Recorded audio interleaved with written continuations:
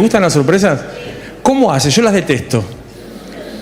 No, ni buenas ni malas, ¿eh? No me gustan las sorpresas. Bueno, si son malas, obviamente, mucho menos. No me gustan las sorpresas. Las sorpresas me generan ansiedad, me incomodan, me ponen en una situación muy tensa.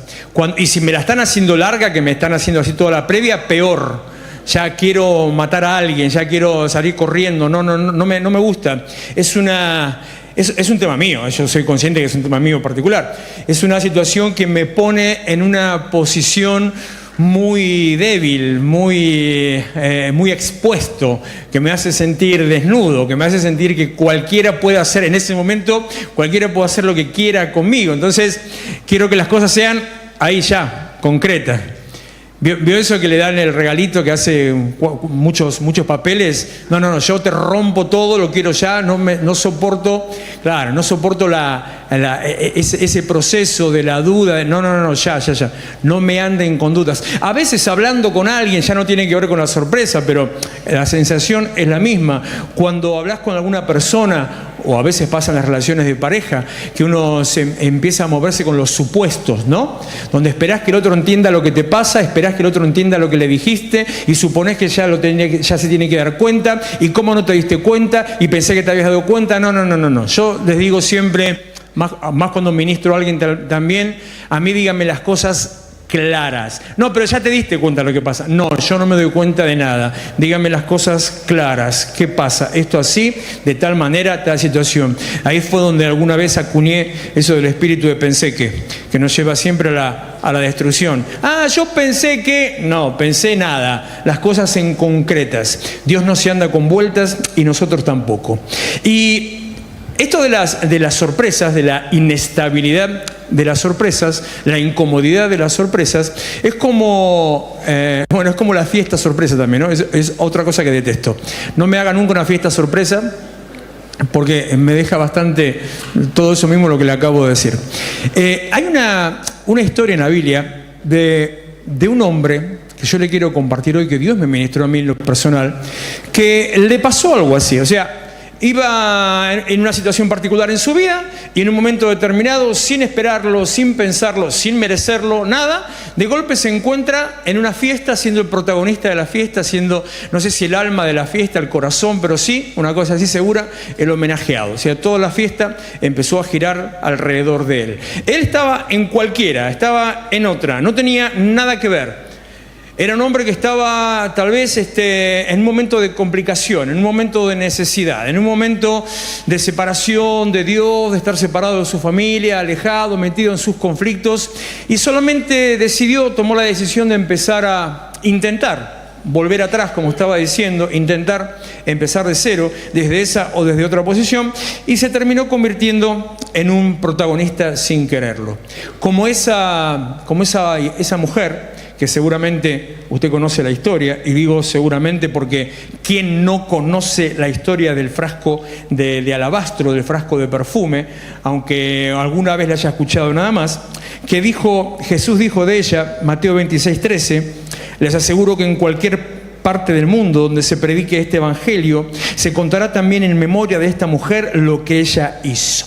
Una mujer conocida, una mujer que era marginada, una mujer que era señalada, una mujer que era rechazada, y de golpe, sin quererlo, sin esperarlo, sin merecerlo, lo mismo, se convirtió en protagonista. No de su situación, pero vuelvo a decir, ¿quién no escuchó alguna vez hablar ese caso? ¿Quién no conoce esa historia? Y les digo más, ¿cuántas canciones se escribieron con esa historia? Derramo el perfume sin que me ¿qué? Bueno, ¿ve cómo la sabe? Hay un montón de canciones que van por ese lado, por una historia que es muy profunda, que nos habla del corazón, ese momento del ungimiento, el momento del derramamiento, el momento de la entrega delante del Señor. Hay otra historia en la Biblia de quien Jesús no lo mencionó de la misma manera, pero también pasó algo parecido. Espérate que lo encontré por acá. Juan capítulo 4, verso 39. Muchos de los habitantes de aquel pueblo de Samaria creyeron en Jesús por lo que les había asegurado la mujer, otra mujer señalada, otra mujer marginada, que el domingo, Moro, hablaste de ella vos o el anterior, de la samaritana. ¿Este fue el anterior? una mujer señalada, una mujer rechazada, una mujer que no tenía buena aceptación delante de los demás, una mujer que tenía que ir a buscar el agua en un momento para no encontrarse con la gente porque la rechazaban, lo mismo, sin tener nada que ver, sin quererlo, sin saberlo, sin esperarlo, sin merecerlo, y recalco sin merecerlo porque nosotros mismos, como ministraba Nadia sobre la culpa, nosotros mismos muchas veces nos echamos culpas encima y nos llevamos a un lugar donde ni Dios nos quiere colocar y nos ponemos en una postura, en un lugar donde ni Dios nos quiere llevar solamente por la culpa, como le pasó a Pedro, que después de haber traicionado a Jesús, él solito se aisló, se encerró. Fue necesario que el Señor aparezca, que se aparezca a unos discípulos y que le diga a los discípulos, díganle a los discípulos que voy delante de ustedes a Galilea. Y díganselo a Pedro, por favor. O sea, una mención particular que hizo y a Pedro, para que él se dé cuenta que seguía siendo parte, que Jesús no le tomaba en cuenta lo que había pasado, en realidad que era funcional al mismo propósito de Dios, pero él estaba con los demás en el aposento alto, pero en un rinconcito, aislado por la culpa, por la angustia, por la preocupación, qué sé yo. Son un montón de situaciones que nos llevan a lo mismo. Somos protagonistas sin querer serlo, somos protagonistas sin merecerlo, somos protagonistas sin esperarlo. A veces quedamos en exposición sin buscarlo.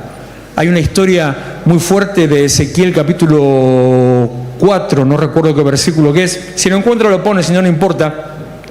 Donde el Señor le manda al profeta Ezequiel, dar una palabra, pero una palabra con una lección objetiva, o sea, le manda a hacer algo para que el pueblo vea, y entonces lo que le manda a hacer tiene que estar, escuche esto, capaz que lo leyó, si no, pero escuche esto que le voy a decir, tenía que acostarse en el piso, bueno, había una plancha de hierro y qué sé yo, acostarse en el piso y quedarse en ese piso acostado 390 días.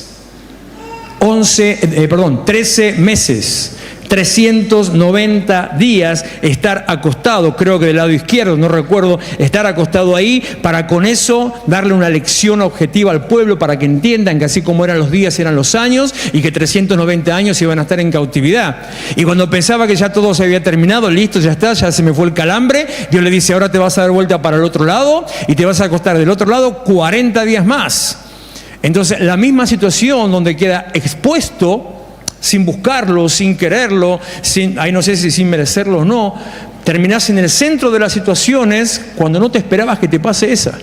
Y si quiere le cuento la de Isaías también, esa es un poquito más turbia la de Isaías. ¿Conoce la historia de Isaías? ¿Se la cuento? También Dios tenía que darle un mensaje al pueblo. Bueno, Isaías tuvo más de una historia turbia, pero esta es la más, esta para viralizar. Tenía que darle un mensaje al pueblo sobre cómo se habían olvidado de él, lo habían dejado, y cómo el pueblo estaba viviendo en una situación de despojo y de miseria. Entonces Dios manda a Isaías, que tiene que ir dando el mensaje a los gritos, profetizando por las calles de Jerusalén durante 3 años desnudo. Y durante 3 años el tipo caminando desnudo por la ciudad, gritando, hablando, palabra de condenación. No creo que sea algo que nos guste hacer, no creo que sea algo que se sienta agradable, no creo que ese tipo de protagonismo sea lo que uno busca. Obviamente estás en el centro de todo el foco está puesto sobre vos, toda la gente sabe lo que estás haciendo y, no sé, vergüenza, humillación, todas las cosas que pasen. Bueno, este hombre, el protagonista de esta historia, es un poquito de la mezcla de todo esto que le estoy diciendo. No lo merecía, no tenía por qué, no se lo esperaba, no lo sabía, y en un momento determinado todo el mundo gira alrededor de él. Y nos deja una lección que tal vez, tranquilo que ya voy, ya le digo que nos deja una lección que tal vez nos haga cambiar la manera de ver o de entender el Evangelio. Porque muchas veces, y vuelvo sobre las palabras de Nadia con la culpa, muchas veces tenemos una visión respecto del Evangelio y de Dios que no es la visión de Dios. Hay una expresión popular antigua que dice no hay que ser más papista que el Papa, o hay otra expresión que dice no hay que ser más bueno que Dios. Bueno, ni una cosa ni la otra. No hay que pretender estar por encima de lo que Dios hace, sino colocarnos en la posición, en la manera, en lo que Dios quiere hacer con nosotros. Este fulano, que no sé cómo se llama, que no sabemos su nombre, ni su edad, ni su familia, o bueno, por lo menos su esposa, o qué hizo, dónde hizo, qué sé yo. Este hombre, lo único que sabemos es un poquito acerca de su historia.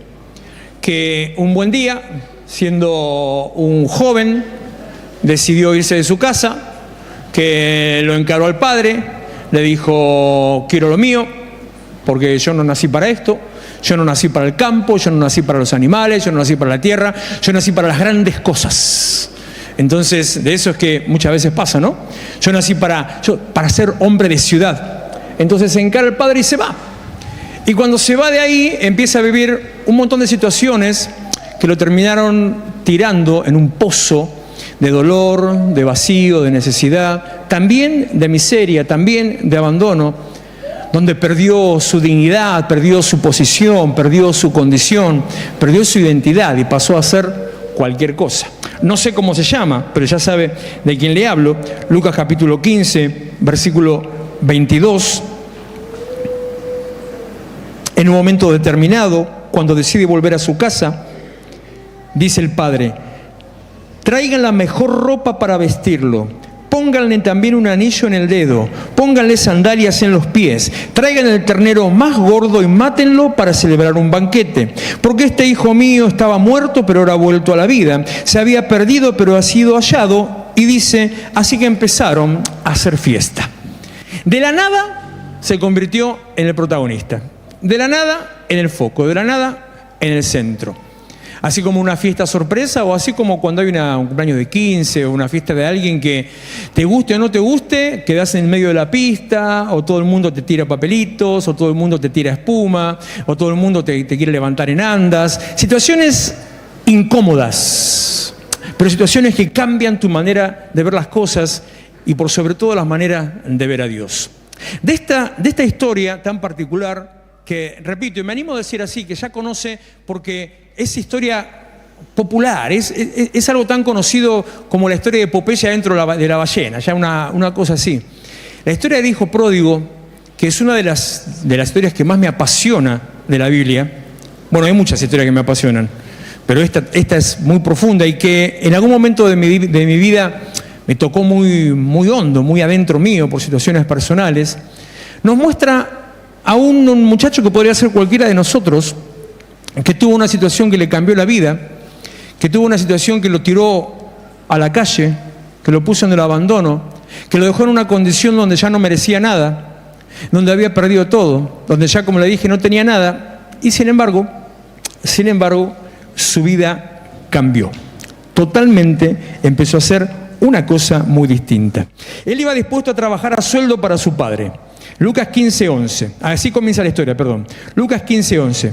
Un hombre tenía 2 hijos, continuó Jesús. El menor de ellos dijo a su padre: papá, dame lo que me toca de la herencia. Así que el padre repartió sus bienes entre los dos. Al repartir los bienes entre los dos, lo que estamos diciendo es que los bienes que a él le correspondían, se los dio. Si les dio los bienes que le correspondían, ya no tenía más herencia para cobrar. Ya se había llevado todo lo que tenía.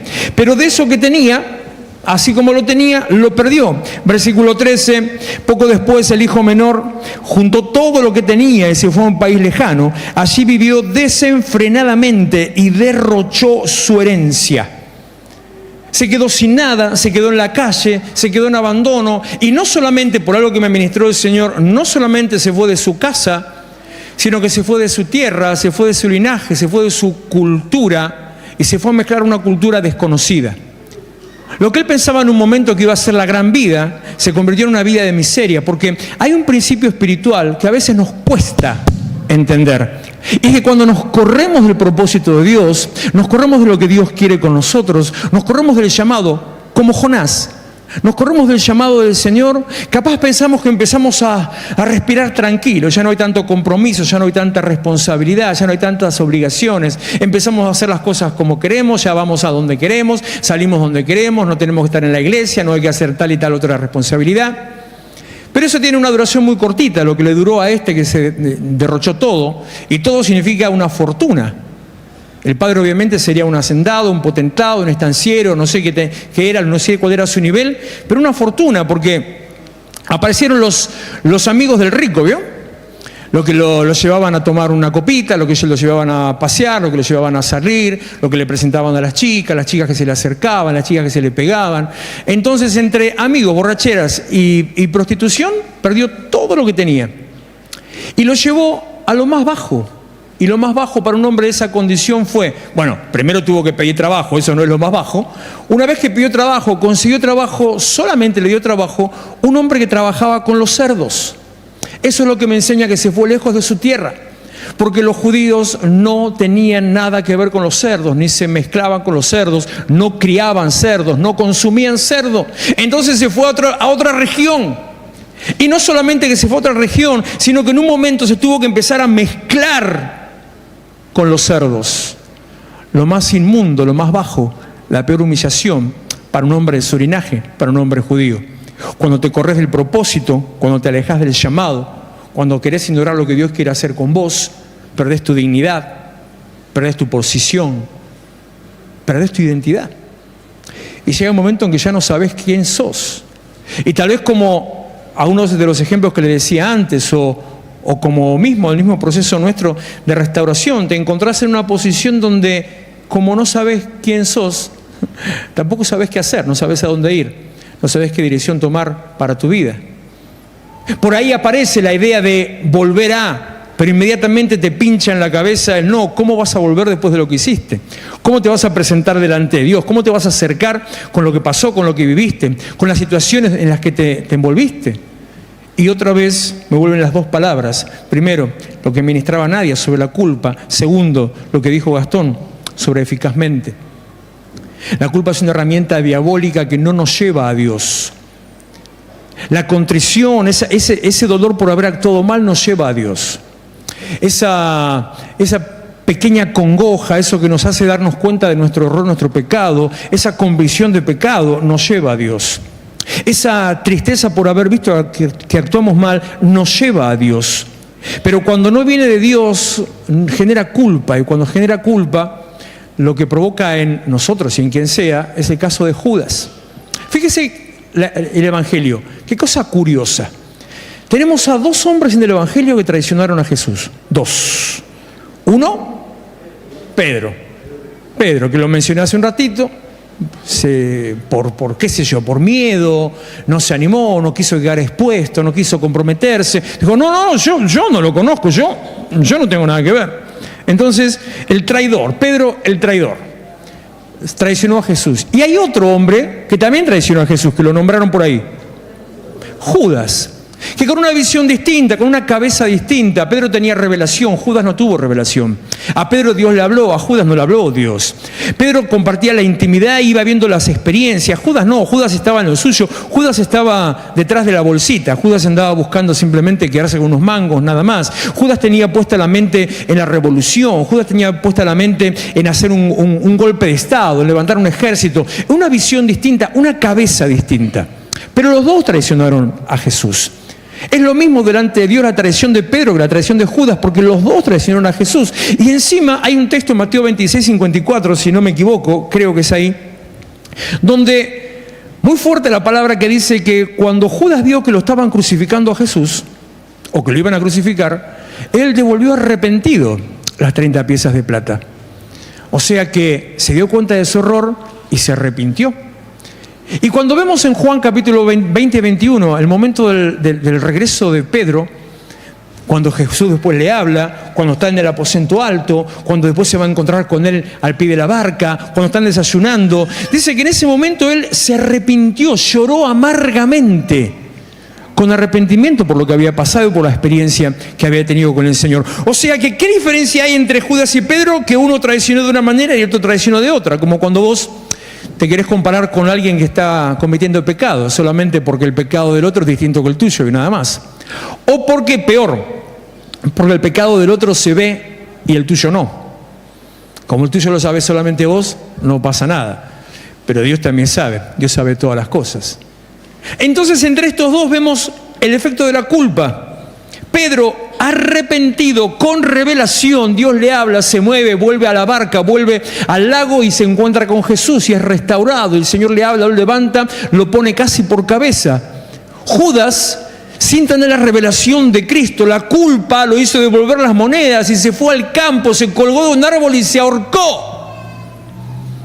Cuando se dio cuenta de lo que había hecho, no hagas caso de la culpa, no sigas a la culpa, no escuches a la culpa, no te compres la culpa. Si no te estás llevando a Dios, es culpa. Si no te estás llevando a Dios, no es de Dios. Si no te estás llevando a Dios, es el mismo diablo si quiere con cola y cuernos o sin cola ni cuernos. En este caso particular, este muchacho se vio tan perdido, tan abandonado, que tuvo por ahí después un momento de lucidez. Y en ese momento de lucidez empezó este proceso de restauración que lo llevó a tener el encuentro con su padre, con su familia y con Dios otra vez.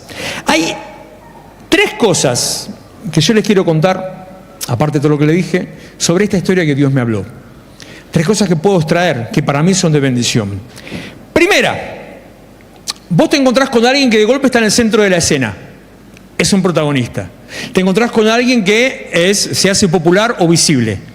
Te encontrás con alguien que no sabés quién era, no sabés quién es, no sabés dónde salió. De golpe un día de la nada, entró a la iglesia hace una semana y hoy ya está en el medio codeándose con todo. Y vos decís, ¿y este quién es? ¿Pasa eso? Pasa eso. Entonces vos te encontrás con un protagonista o alguien en un rol protagónico, pero no conocés su historia. No sabés lo que pasó antes, lo que le pasa por dentro, lo que tiene atrás. No sabes de dónde salió. Dijo Liliana, ustedes conocen nuestra historia. Sí, nosotros conocemos historia. Usted no conoce la historia. A veces vemos y nos llevamos por lo que vemos nada más, ¿no? También en eso los ojos son enemigos de la fe. Vemos y decimos, mirá, no, qué buena posición, o qué bien vestido, o qué mal vestido, o debe tener plata, es un tirado. Mirá qué agrandado, qué soberbio, mirá qué tonto que es este. Cosa que ustedes dicen, no se vengan a hacer los santos acá, ¿no?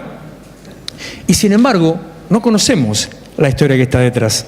Lucas 15:11, repito el mismo versículo. Un hombre tenía 2 hijos, continuó Jesús. El menor de ellos dijo a su padre, papá, dame lo que me toca de la herencia. Así que el padre repartió sus bienes entre los 2. Poco después el hijo menor juntó todo lo que tenía y se fue a un país lejano. Allí vivió desenfrenadamente, derrochó su herencia. Cuando ya lo había gastado todo, sobrevino una gran escasez en la región y él comenzó a pasar necesidad. El hijo del millonario, del potentado, del rico, del empresario, del estanciero, estaba ahora metido en necesidad y miseria. Sus decisiones lo llevaron a la quiebra y a la vergüenza.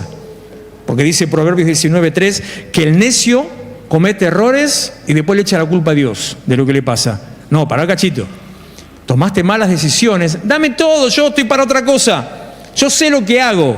¿Nunca le dijo un adolescente, yo sé lo que hago? Bueno, era un joven, era el hijo menor. Yo sé lo que hago, yo sé cómo comportarme, yo ya sé la salida, yo ya sé cómo es tranquilo, que yo sé lo que tengo que hacer. Perdió todo lo que tenía y después al final tuvo que volver. Versículo 15, así que fue y consiguió empleo con un ciudadano de aquel país que lo mandó a sus campos a cuidar los cerdos.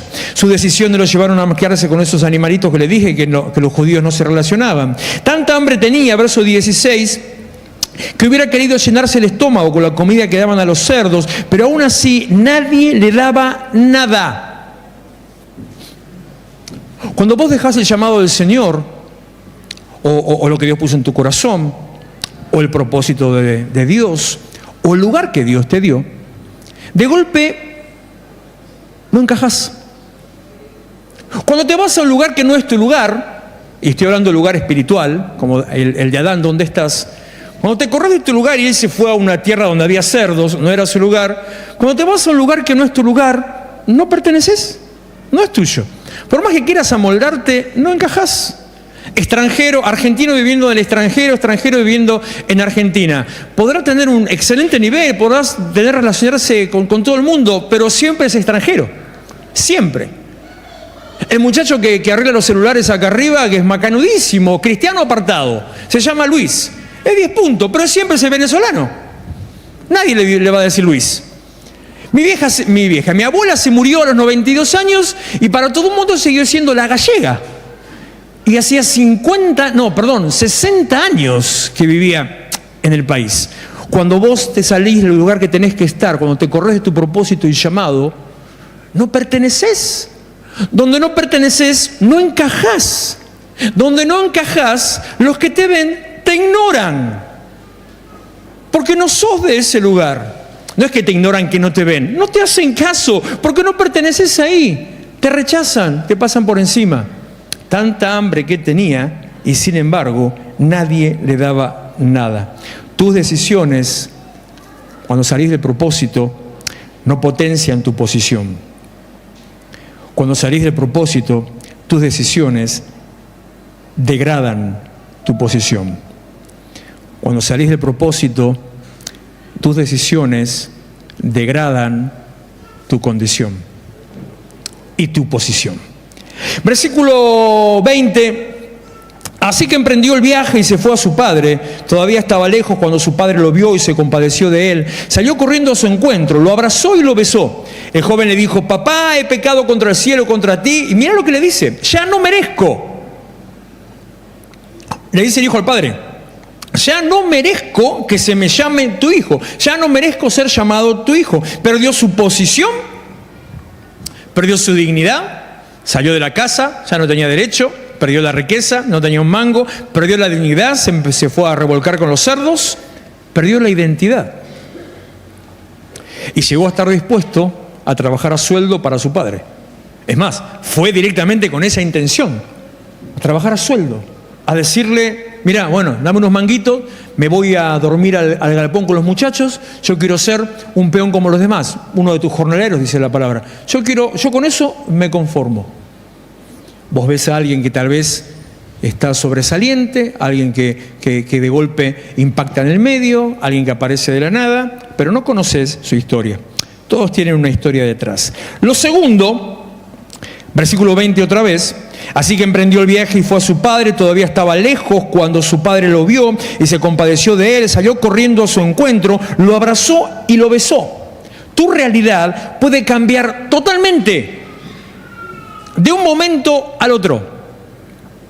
No importa cómo estés hoy, no importa dónde estés hoy, tu realidad puede cambiar así, de un instante para el otro.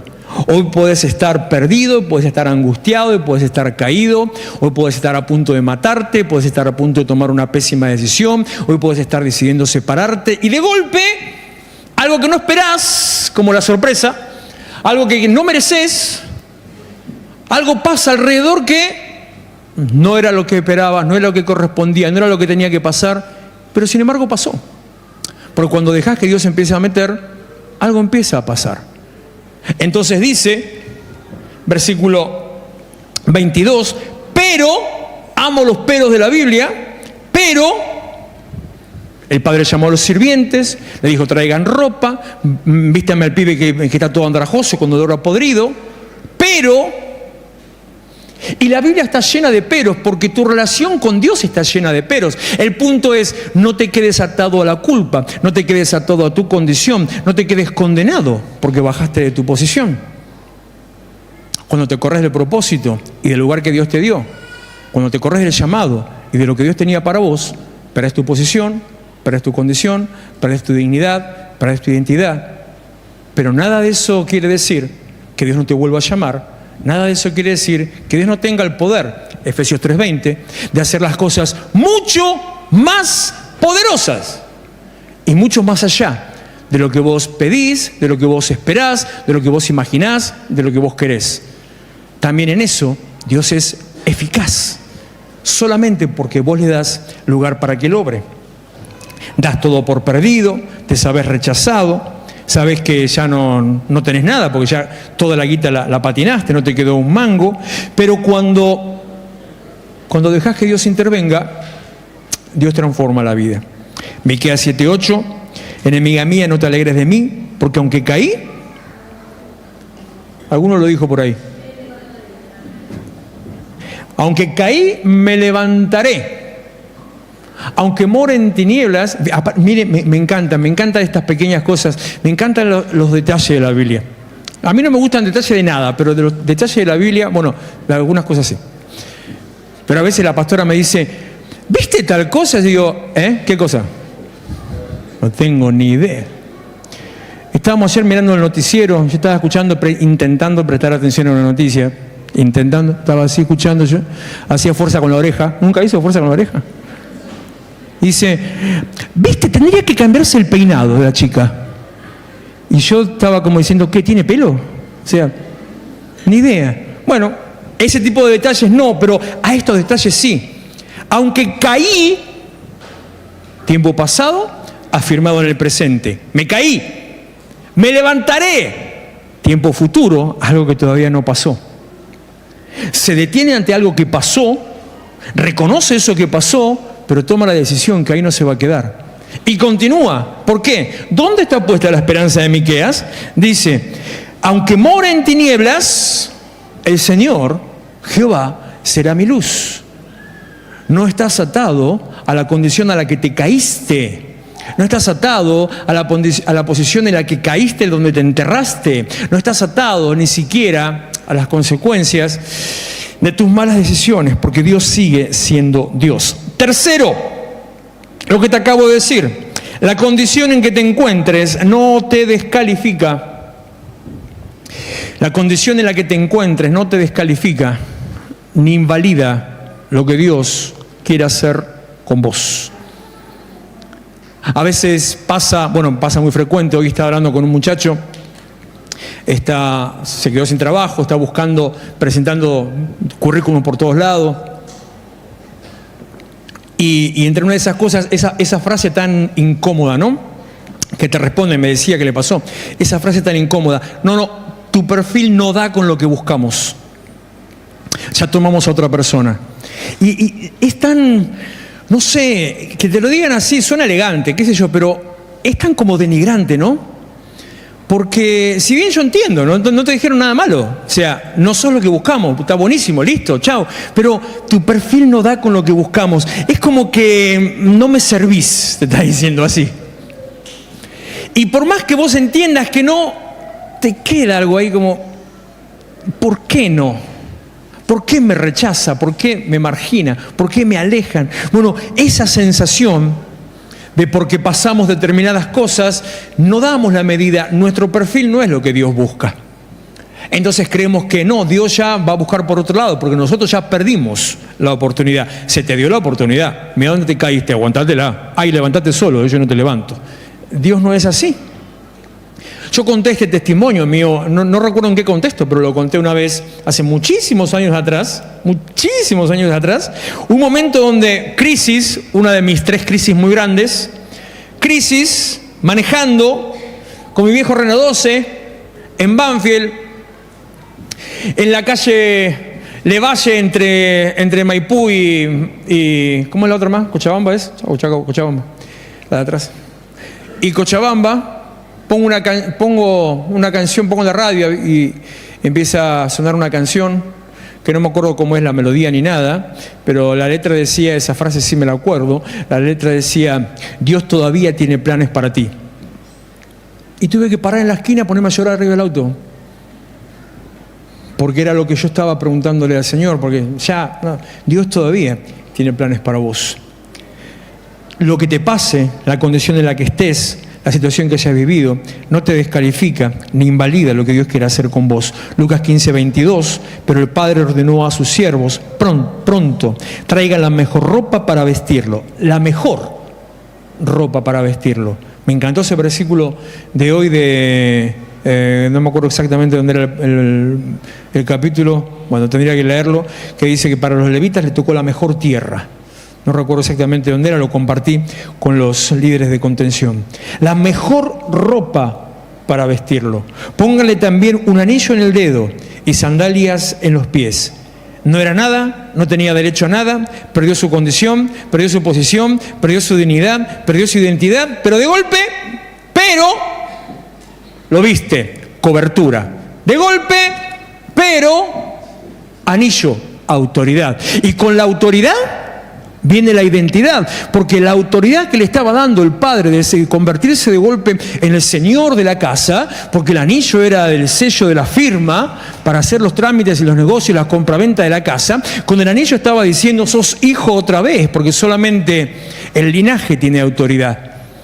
Solamente el linaje toma decisiones. Entonces, la cobertura que le devolvió su posición, la autoridad, la dignidad con el anillo, y le puso sandalia bajo los pies, lo que significa seguridad, para poder afirmarte tranquilo y entender que a pesar de, pase lo que haya pasado, todavía el Señor también tiene planes con vos. Versículo 23. Traigan el ternero más gordo, mátenlo para celebrar un banquete, porque este hijo mío estaba muerto, pero ahora ha vuelto a la vida, se había perdido, pero ha sido hallado. Así que empezaron a hacer una fiesta. Te dije, esto parece espíritu de devocional, pero te dije que 3 cosas que Dios me habló, muy fuerte, me sacudió, me tambaleó, me hizo todo, con esta palabra de hoy. Que si bien, como dije antes, es una de las historias que más me gusta, jamás lo prediqué de esta manera o por este lado, sino que siempre voy por otra posición, tal vez la de la gracia, de la misericordia, tal vez de la herencia.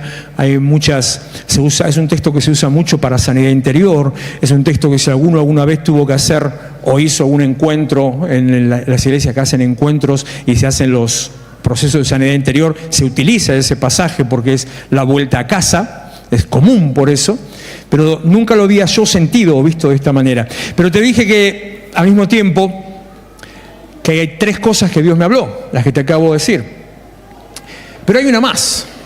Por eso digo espíritu de bonus track, de devocional, porque digo cuarte bonus track. Una más. ¿Quiere una más? ¿Una adicional? Tus decisiones, así como Judas, así como Pedro, tus decisiones son las que cambian tu condición y definen tu futuro. Esto está bueno para pensarlo, ¿no? Ahora, ¿qué decisión vas a tomar sobre tu vida? Si le vas a hacer caso a la culpa, o a la acusación, o a la decisión negativa que estés por tomar. Versículo 17. Por fin recapacitó y se dijo: ¿cuántos jornaleros de mi padre tienen comida de sobra y yo aquí me muero de hambre? Entonces, 18. Me levantaré. Decisión, determinación, pero nada más todavía. Me levantaré e iré a mi padre. Entendimiento, revelación, se dio cuenta, encontró la salida, encontró la manera. No quiero más esta condición. La primera clave, rebelate contra tu condición. Enojate con lo que te ata a la miseria, al dolor, a la amargura, a la angustia, a la culpa. Agarra patadas a aquello que te mantiene atado ahí en una sensación constante de sentirte mal. Yo no entiendo por qué, si bien hablé mucho de esto cuando estaba predicando la serie de síntomas y el día de la presentación de síntomas, porque hay personas que a veces necesitan sentirse mal para poder alimentar su propia lástima y vivir de la propia lástima. Y si de golpe te quedas libre de la lástima, sentís que ya no vivís porque nadie tiene lástima de vos. No necesitas lástima de nadie, porque tenés la gracia de Dios sobre tu vida. Pero no me lo merezco. Justamente por eso tenés gracia. Porque si te lo merecieras no sería gracia, sería mérito, sería jornal, sería pago. Gracia significa que no te lo mereces. Por eso es gracia y por eso Dios te lo da. Porque no te lo mereces y te abre la puerta para que pases delante de Él y para que alcances salvación. Por gracia. Pero lo que hice, la gracia. Pero yo me equivoqué, es gracia. Pero yo pequé. Romanos 5:8. Cuando éramos pecadores, Cristo murió por nosotros. Ella lo sabía antes que vos. ¿Por qué Dios tenía? Me encantan aquellos que se quieren hacer, en vez de teólogos, se quieren hacer adivinos. Entonces diciendo, no, si Dios tenía un plan B, es porque el plan A nunca sirvió. Bueno, no. Ahora yo digo, ¿por qué Dios tenía un plan B? ¿Por qué Dios tenía, como dice Apocalipsis, hablando de Jesucristo, el Cordero que fue inmolado desde antes de que el mundo fuera o desde antes de la creación del mundo?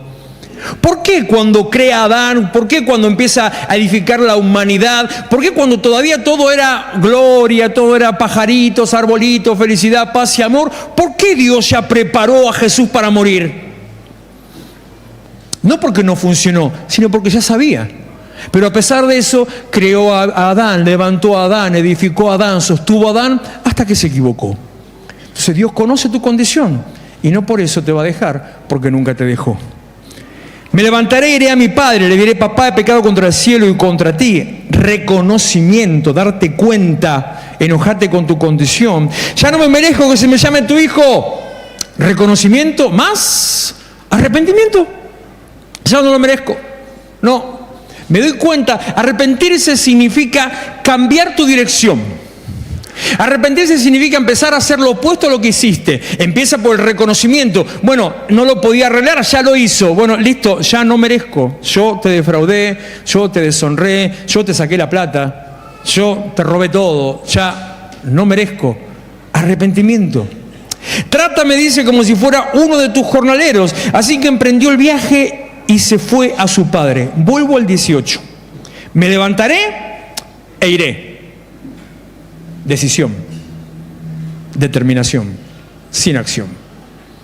Después viene el reconocimiento y el arrepentimiento.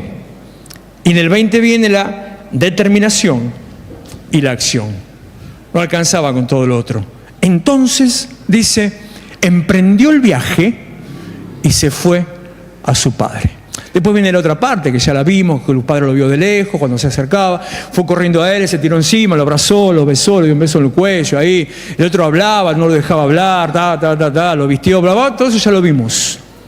Tus decisiones, las decisiones en medio de la situación que te encuentres, en medio de la situación que te encuentres, tus decisiones son las que te sacan de esa situación y te ponen delante de un futuro distinto. Tus decisiones a volver al lugar que te pertenece y te corresponde, te pone delante de la restauración de tu vida. Después viene la otra parte, ¿no? Siempre hay algún envidioso. Y apareció el hijo mayor ahí haciendo lío. Pero esa es otra historia. Ese es para otro capítulo. Eso lo vemos en la siguiente novela. Pero cuando vos te levantás en medio de, Dios empieza a dibujar una nueva historia para vos y cambia tu futuro y cambia tu destino. Termina el versículo 20 y dice: todavía estaba lejos cuando su padre lo vio y se compadeció de él. Salió corriendo, el padre salió corriendo a su encuentro, lo abrazó y lo besó. Lo que se tarda, aunque se tarde, no se tarda. Puede ser que te parezca que falta mucho, puede ser que lo veas muy distante, puede ser que te parezca que ya pasó demasiado tiempo, puede ser que sientas que Dios no está. Cuando vos tomás la decisión de ponerte en pie, de avanzar, hayas pasado lo que te haya pasado, hayas tenido la historia que nadie conoce y que hayas tenido, hayas pasado por los conflictos y las crisis que hayas vivido y experimentado, te hayas angustiado, hayas perdido tu condición, tu dignidad, tu posición, tus bienes, tu riqueza y tu identidad. Cuando tomás la decisión y la determinación y tras eso la acción, tus decisiones abren un camino a una nueva posición.